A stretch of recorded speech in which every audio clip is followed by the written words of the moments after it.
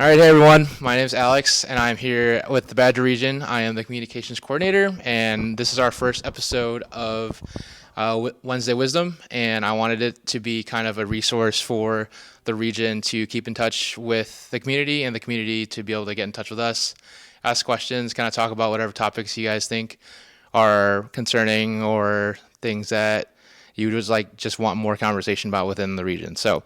This week we have a kind of a podcast theme with Holly here because we have the WVC championships coming up this weekend. So we wanted to just give you guys a little bit more information about that. So without further ado, Holly, please introduce yourself.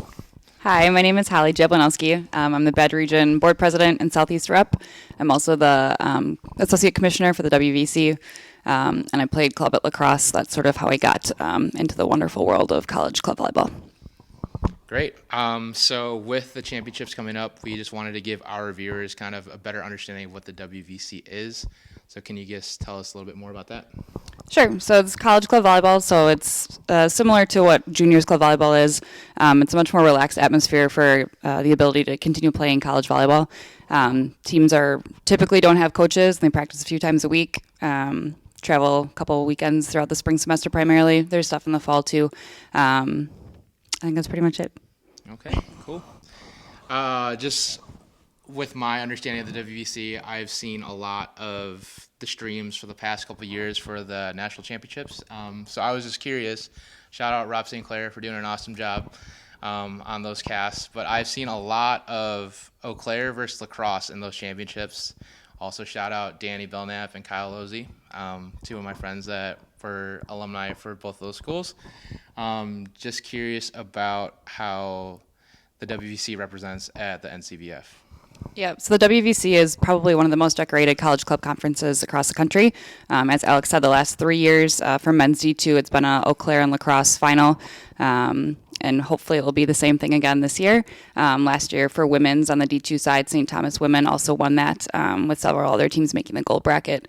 Eau Claire women and lacrosse women have been up in the gold division in the final matches the last couple of years too. So it's been a great rivalry, honestly, all the way back to when I was playing. My husband played at lacrosse too, and the lacrosse Eau Claire rivalry friendship was great back in the day as well. Awesome. So I have some coaching connections that ended up sending some kids to play on Stevens Point's D3 team that was recently formed. Can you tell us about Stevens Point's kind of relationship with the WVC?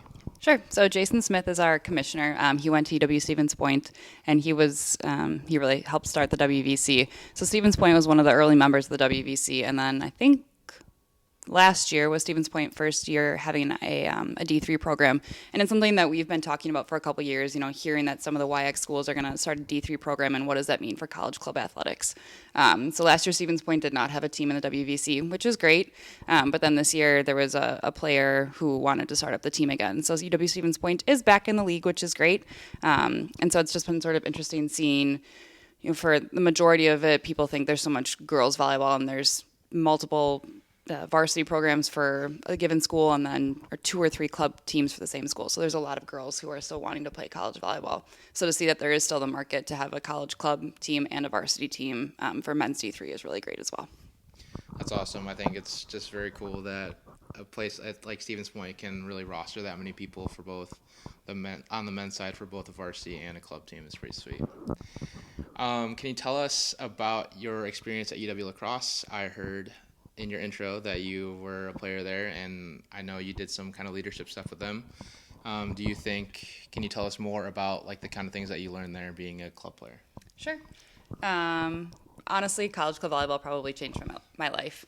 I was done playing volleyball when I graduated high school. I just didn't want to do it anymore. I was sort of over the grind, and I just didn't want the big commitment that college was. And my roommate at the time convinced me to go to an open gym, and I really just fell in love of playing again, and it was amazing.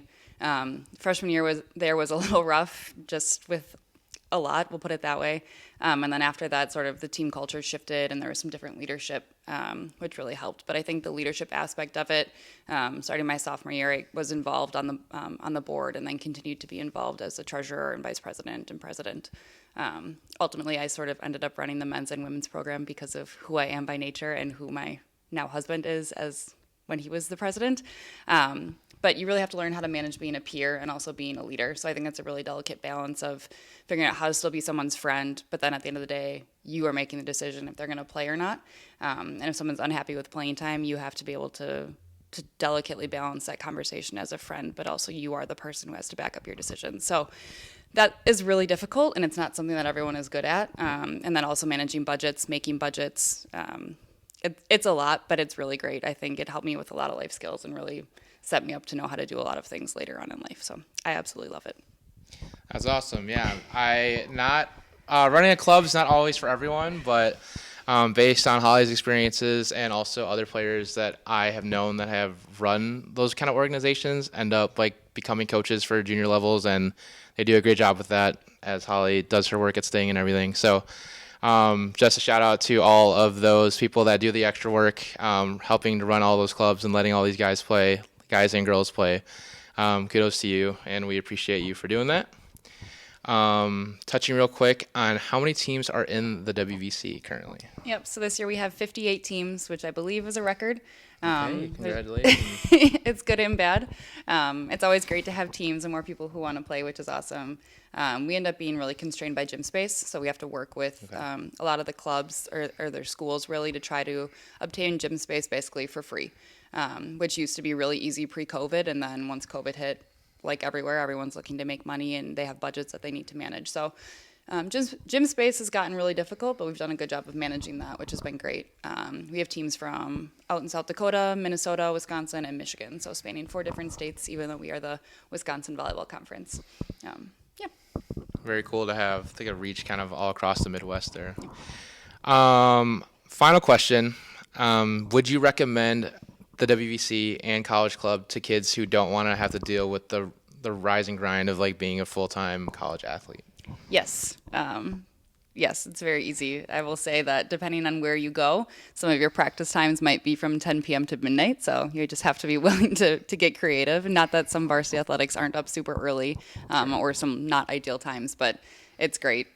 You meet some of your best friends. Like I said, I met my husband. I met my maid of honor. We met all of our best friends through volleyball. So it's definitely amazing. Awesome.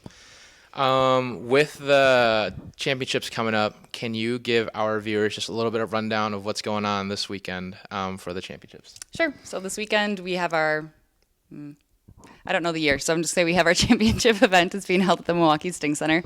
All of our teams will be there. Play will start at 1 p.m. on Friday, with the last round starting at 8 p.m., and then we'll start again 8 a.m. Saturday morning. And I think the last match is scheduled to start at 5 p.m.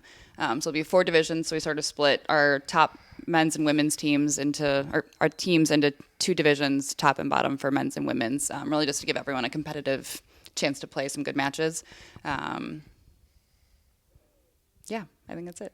We'll be there all weekend. It's a great time. I will also be there taking photos and doing some social media for them as well. So if you're around this weekend and want to check out the WVC Conference Championships, be sure to swing by the Milwaukee Sting Center. We'll be there. Also, stay tuned for updates. I'll be sending out match schedules, kind of where to go and stuff like that on our social media the next couple days. All right, Holly, thank you for joining me. Yep. Bye. Appreciate it.